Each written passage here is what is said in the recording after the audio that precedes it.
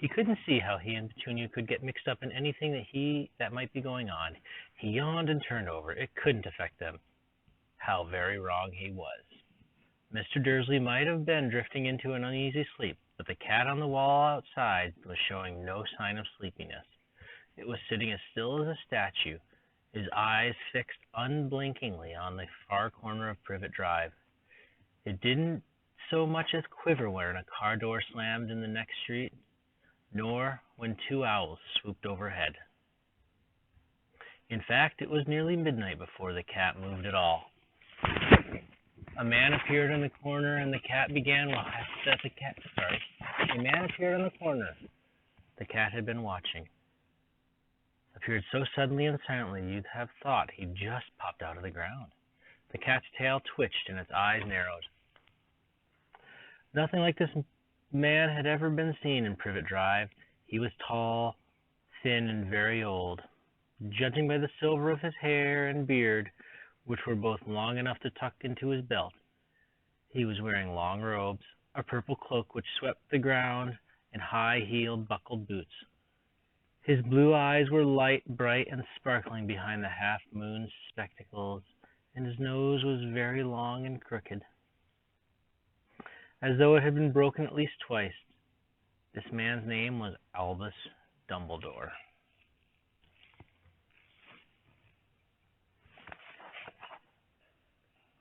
Albus Dumbledore didn't seem to realize that he had just arrived in a street where everything from his name to his boots was unwelcome. He was busy rummaging in his cloak, looking for something, but he did seem to realize he was being watched, because he looked up suddenly at the cat, which was still staring at him from the other end of the street. For some reason, the sight of the cat seemed to amuse him. He chuckled and muttered, "I should have known." He had found what he was looking for inside his pocket. It seemed to be a silver cigarette lighter. He flicked it open and held it up in the air and clicked it. The nearest street lamp went out with a little pop. He clicked it again. The next lamp flickered into the darkness. 12 times he clicked the put-outer until the only lights were left in the whole street were two tiny pinpricks in the distance, which were the eyes of the cat watching him. If anyone looked out their windows now, even beady-eyed Mrs. Dursley, they wouldn't be able to see anything that was happening down on the pavement. Dumbledore slipped the put-outer inside his cloak and set off down the street towards number 4, where he sat down on the wall next to the cat. He didn't look at it, but after a moment he spoke to it. "Fancy seeing you here, Professor McGonagall." He turned to smile at the tabby, but it had gone. Instead, he was smiling at a rather severe-looking woman who was wearing square glasses, exactly the shape of the markings the cat had around its eyes. She, too, was wearing a cloak, an emerald one. Her black hair was drawn into a tight bun. She looked distinctly ruffled. "How did you know it was me?" she asked. "My dear Professor, I've never seen a cat sit so stiffly." "You'd be stiff if you'd been sitting on a brick wall all day," said Professor McGonagall. "All day? When you could have been celebrating. I must have passed a dozen feasts and parties on my way here." Professor McGonagall sniffed angrily. "Oh, yes, everyone's celebrating all right," she said impatiently. "You'd think they'd be a bit more careful, but no. Even the Muggles have noticed something's going on. It was on their news." She jerked her head back at the Dursleys' dark living room window. "I heard it. Flocks of owls, shooting stars. Well, they're not completely stupid. They were bound to notice something. Shooting stars down in Kent?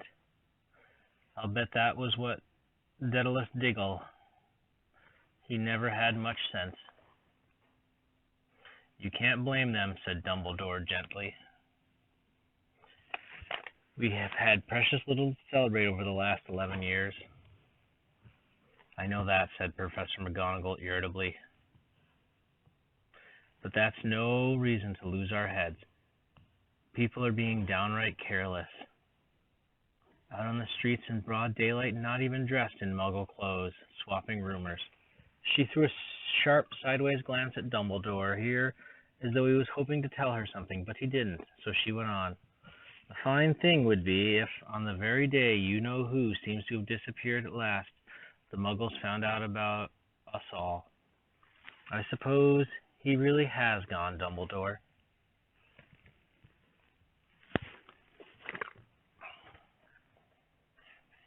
It certainly seems so, said Dumbledore. We have much to be thankful for. Would you care for a sherbet lemon? A what? A sherbet lemon. They're a kind of muggle sweet I'm rather fond of. No, thank you, said Professor McGonagall coldly, as though she didn't think this was the moment for sherbet lemons. As I say, even if you know who has gone. My dear Professor, surely a sensible person like yourself can call him by his name. All this you-know-who nonsense. For 11 years I've been trying to persuade people to call him by his proper name, Voldemort. Professor McGonagall flinched. But Dumbledore, who was unsticking two sherbet lemons, seemed not to notice. It all gets so confusing. If we keep saying you-know-who, I have never seen any reason to be frightened of saying Voldemort's name. I know you haven't, said Professor McGonagall, sounding half exasperated, half admiring. But you're different. Everyone knows you're the only one, oh, all right, Voldemort was frightened of.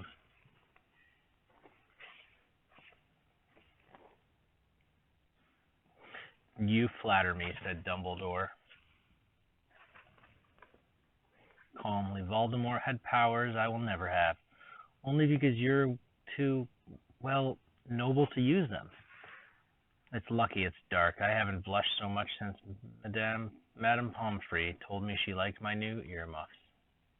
Professor McGonagall shot a sharp look at Dumbledore and said, The owls are nothing to the rumors that are flying around. You know what everyone's saying about why he's disappeared? About what finally stopped him? It seemed that Professor McGonagall had reached the point she was most anxious to discuss. The real reason she'd been waiting on a cold, hard wall all day. For neither as a cat nor as a woman she fixed Dumbledore with such a piercing stare as she did now. It was plain that whatever everyone was saying, she was not going to believe it until Dumbledore told her it was true. Dumbledore, however, was choosing another sherbet lemon and did not answer. What they're saying, she pressed on, is that last night Voldemort turned up in Godric's Hollow. He went to find the Potters. The rumor is that Lily and James Potter that they're dead. Dumbledore bowed his head. Professor McGonagall gasped. Lily and James? I can't believe it. I didn't want to believe it. Oh, Albus. Dumbledore reached out and patted her on the shoulder. I know, he said heavily. Professor McGonagall's voice trembled as she went on. That's not all. They're saying he tried to kill the Potter's son, Harry, but he couldn't. He couldn't kill that little boy. No one knows why or how, but they're saying that when he couldn't kill Harry Potter, Voldemort's power somehow broke, and that's why he's gone.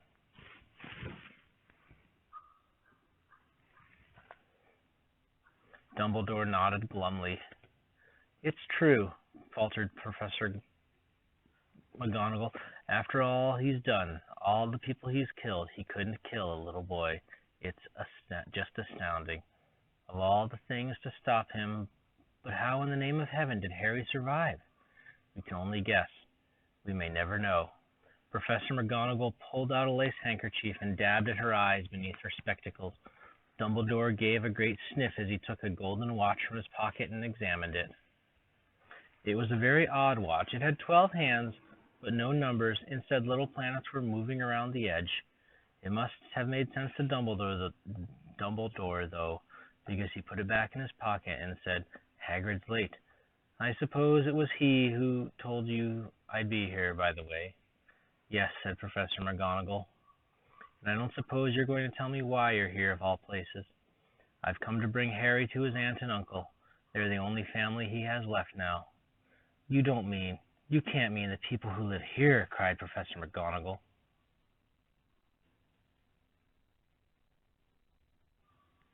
Jumping to her feet and pointing at number 4. Dumbledore, you can't.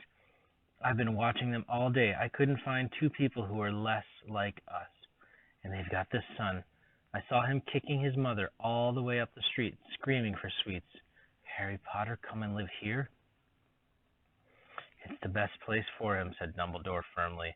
His aunt and uncle will be able to explain everything to him when he's older. I've written them a letter. A letter, repeated Professor McGonagall faintly, sitting back on the wall. Really, Dumbledore, you think you can explain all this in a letter?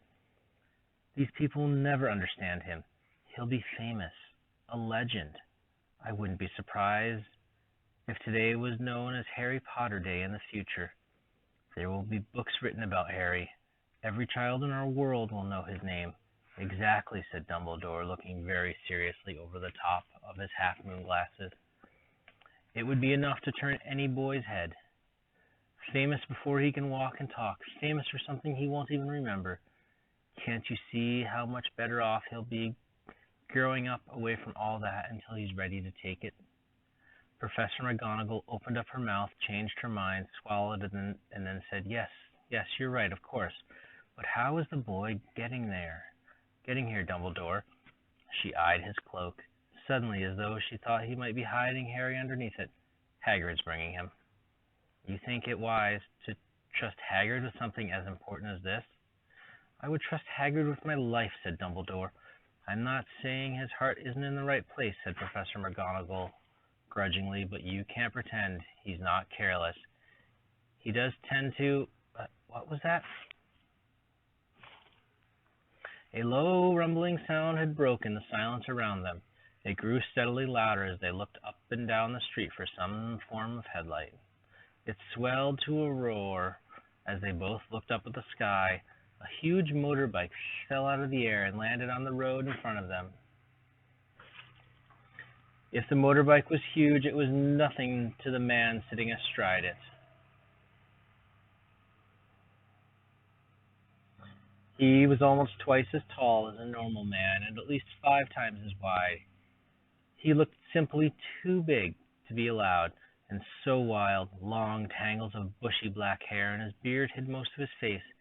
He had hands the size of dustbin lids, and his feet in their leather boots were like baby dolphins. In his vast, muscular arms he was holding a bundle of blankets. Hagrid, said Dumbledore, sounding relieved. At last. And where did you get that motorbike? Borrowed it, Professor Dumbledore, sir, said the giant, climbing carefully off the motorbike as he spoke. Young Sirius Black lent it to me. I've got him, sir. No problems. We're there. No, sir. House was almost destroyed, but I got him out all right before the Muggles started swarming round. He fell asleep as we were flying over Bristol. Dumbledore and Professor McGonagall bent forward over the bundle of blankets. Inside, just visible, a baby boy fast asleep. Under a tuft of jet black hair over his forehead, they could see a curiously shaped cut like a bolt of lightning. Is this where? Whispered Professor McGonagall. Yes, said Dumbledore. He'll have that scar forever. Couldn't you do something about it, Dumbledore? Even if I could, I wouldn't. Scars can come in useful. I have one myself, above my left knee, which is a perfect map of the London Underground. Well, give him here, Hagrid. We better get this over with. Dumbledore took Harry in his arms and turned towards the Dursleys' house. Could I say goodbye to him, sir? Said Hagrid. He bent his great shaggy head over Harry and gave him what must have been a very scratchy whisker kiss. Then suddenly Hagrid let out a howl like a wounded dog. Shh! Hissed Professor McGonagall. You'll wake the Muggles. Sorry, sobbed Hagrid, taking out a large spotted handkerchief, burying his face in it. But I can't stand it. Lily and James dead, and poor little Harry off to live with the Muggles. Yes, it's all very sad, but get a grip on yourself, Hagrid, or we'll be found. Professor McGonagall whispered, patting Hagrid gingerly on the arm as Dumbledore stepped over the low garden wall and walked to the front door. He laid Harry gently on the doorstep, took a letter out of his cloak, tucked it inside Harry's blankets, and then came back to the other two. For a full minute, the 3 of them stood and looked at the little bundle. Hagrid's shoulders shook, and Professor McGonagall blinked furiously. and the twinkling lights that usually shone from Dumbledore's eyes seemed to have gone out. "Well," said Dumbledore finally, "that's that. We have no business staying here. We may as well go and join the celebrations." "Yeah," said Hagrid in a very muffled voice. "I'll be taking Sirius's bike back. Good night, Professor McGonagall." "Professor Dumbledore, sir." Wiping his streaming eyes on his jacket sleeve, Hagrid swung himself onto the motorbike and kicked the engine to life. With a roar, it rose into the air and off into the night. "I shall see you soon, I expect, Professor McGonagall," said Dumbledore, nodding to her. Professor McGonagall blew her nose in reply. Dumbledore turned and walked back down the street. On the corner he stopped and took out the silver put-outer. He clicked it once, and 12 balls of light sped back to their street lamps, so that Privet Drive glowed suddenly orange, and he could make out a tabby cat slinking around the corner at the other end of the street. He could just see the bundle of blankets on the step of number 4. "Good luck, Harry," he murmured. He turned on his heel, and with a swish of his cloak he was gone. A breeze ruffled the neat hedges of Privet Drive, which lay silent and tidy under the inky sky, the very last place you would expect astonishing things to happen. One small hand closed on the letter beside him, and he slept on, not knowing he was special, not knowing he was famous, not knowing he would be woken in a few hours' time by Mrs. Dursley's scream as she opened the front door to put out the milk bottles, nor that he would spend the next few weeks being prodded and pinched by his cousin Dudley.